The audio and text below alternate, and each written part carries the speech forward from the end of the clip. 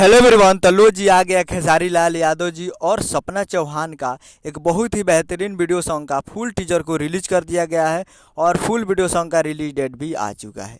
और इस गाने को लिखे हैं कृष्णा बेदर्दी जी और इसे गाए हैं खेसारी लाल यादव जी और शिल्पी राज जी। और इसमें म्यूजिक भी दिए हैं कृष्णा बेदर्दी जी, जो कि आपको स्क्रीन के ऊपर दिखाई दे रहा है।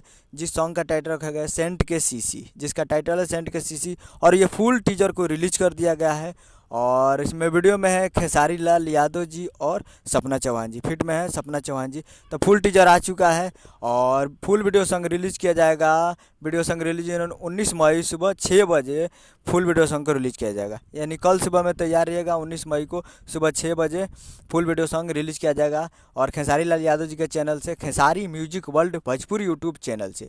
तो कल सुबह तैयार रहिएगा फुल वीडियो सॉन्ग को देखने के लिए और खेसारी म्यूजिक वर्ल्ड पे जाइए और फुल टीजर को देखिए और प्यार दीजिए। उम्मीद करूँगा वीडियो अच्छा लगा तो चैनल को सब्सक्राइब, बेल आइकन प्रेस कर दीजिए ताकि ऐसे खेसारी लाल यादव जी के लेटेस्ट न्यूज़ लाते रहें। और वीडियो को एक लाइक कीजिए। मिलते हैं अगले वीडियो में, तब तक के लिए जय हिंद, जय भोजपुरी।